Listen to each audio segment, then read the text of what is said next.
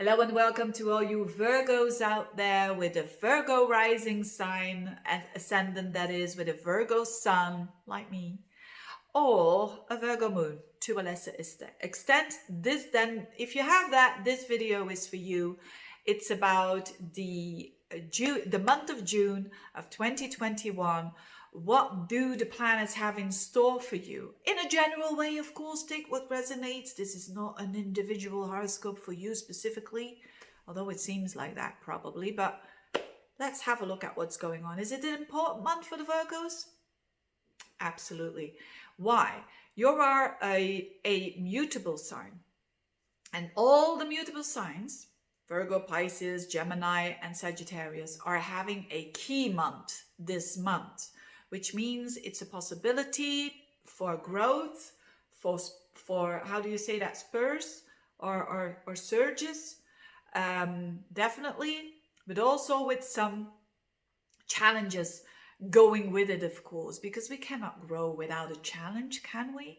We cannot grow by just sitting there in the watching some Netflix there with a good glass of wine. Well, we can enjoy ourselves. There's nothing wrong with that, but we can't grow. Now, this is a month of growth for sure. Why? There is an eclipse happening on the 10th of June. And this eclipse, you feel it the whole month. Even when you're watching this in May, you're going to feel it already. And also a bit the month after June, which is July.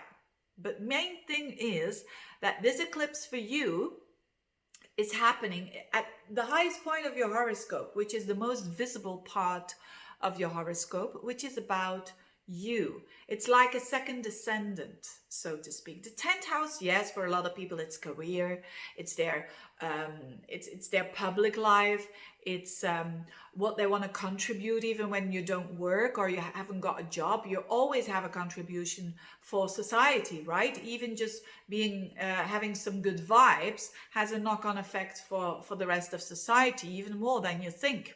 So we all have that public role.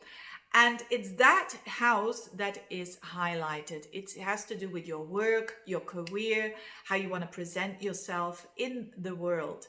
And when it is a solar eclipse, it's about new beginnings. So there is a new opportunity here, a new seed that is planted, and a new one that is very much to do with new opportunities. The sun, the moon, the north node, all together at 19 degrees of Gemini. And the thing is, this eclipse belongs to the Saros cycle 5 north. It has to do with vision. It has to do with vision for the future and applying those actions so to get towards that vision. But the tricky thing is that this eclipse is a very Neptunian eclipse because it squares up to Neptune in your 7th house of connections and relationships, important one-to-one relationships, business partners, love relationships. So there is a factor of insecurity here. There is actually a huge factor of insecurity, of not knowing, of mistiness, fogginess, of and especially as well with your ruler Mercury still going backwards. Up until the 23rd of the month, you're getting more clarity because then Mercury goes direct again. But you see, it's how to deal. And for a Virgo, this is not easy. Everyone who's got Virgo energy in them knows that when things are like going a bit fluffy, a bit foggy, a bit not knowing where to head, a bit misty there, they don't like it, you know, because Virgo wants to know where they're going. They are doers, they are planners, they are analytical, they're very result oriented, the Virgo. And so what does it mean? It means that don't fight the energy first and foremost. It means that it's better to embrace these insecurities and to go with the flow a little bit, but not to act upon it way too much and not to stress out because you don't know the answers. And it has to do mostly with your career and with your relationships. So that's why it's a key area of your life, because these are big things in life, right?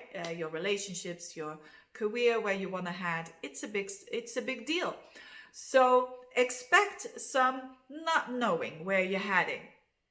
when it comes to the career. Expect not knowing where you're heading when it comes to the relationships. And my goodness me, do Virgos hate that, you know, particularly the ones who've got Neptune now opposing their sun sign. So those are the people that have a birthday around, let's say, the 11th of September up until like the 18th of September. Those Virgos will feel it the most.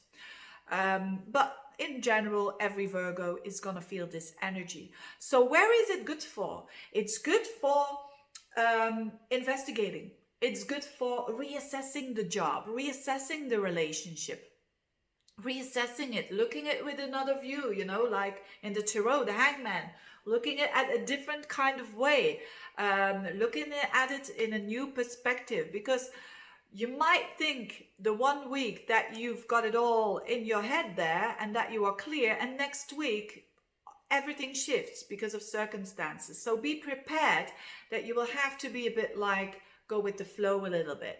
And although it is not comfortable for the Virgo, because it's Piscean kind of energy, which is your opposite sign, it can really give you some sort of a relief, so that you're not suffering because of all this, that you're saying, yeah, it's not the ideal energy here, but I know why it's there. So there's always unclarity, because at the end of the day there's going to come some clarity, and there's going to come a lot of clarity for you, but after that transit is over, which will be more about the end of the month, and even when Mercury goes out of its shadow, it will be around the 8th of July, then the clarity is starting to come up. So it can be a bit of a nervous time for you when you are fighting it. But when you are not fighting it, if you go with the flow a little bit and you observe and you do your analytical state there, you're going to be fine. You're going to be just fine. But use it. Use that energy rather than resisting it. Use it to make new plans for the future with your partner, or with a business partner, or with your spouse, girlfriend, boyfriend, or if there's someone out there, if you're single and someone is confusing you, it's not going to clear up in a 1, 2, 3. It's not going to clear up during the first weeks of that month, but be okay with that. So you've got that, the benefit of the doubt. Use it like that to investigate and to see what's going to unfold. Let the world happen to you a little bit. Rather than just imposing everything and trying to microcosmos, or how do they say that? Micromanage it all, right? Which is typical Virgo, how you want to do it. So that's the best way to navigate through all this. And meanwhile, you've got something nice going on as well with Venus in the 11th house. That is your friendships, your goals for the future. Use that uplifting energy. I know with the circumstances in the world that are happening, but maybe not in the physical way for you, but maybe through the internet, connect with friends, connect with like-minded people. It's going to give you so much warmth, love, and it's Venus here in Cancer. You're going to have like support from friends, like it's your family. Use it. It's there, that energy. It's uplifting energy. When you're going up, being with friends, you go up even more. When you're going down, being with friends, it kind of shares the difficulties, and that makes it all easier for you. So really enjoy your social life. You're going to feel more sociable during this month for sure. And if you're looking for love, there could be even also a friendship becoming something more, because of this Venus in your 11th house. So when you're single, this is a possibility, but beware of the fact that you're not going to know this person. You're not going to have all the information for sure, which is normal, right? When you meet someone in the beginning, but this in particular. So go with the flow a little bit and see how it goes out there. So quite an interesting month for you, quite an important month as well. The same with work. So for those of you who want to change their jobs, good. That's really, really interesting. Use your creativity, use your imagination, but be with the feet on the ground. Don't think that the grass is always greener. So be very practical, down to earth, look at all your options and take actions rather the end of the month than the beginning of the month. Having said that, I wish you a very good month, dear Virgo. Thank you for listening, for your attention, and see you next time. Bye-bye.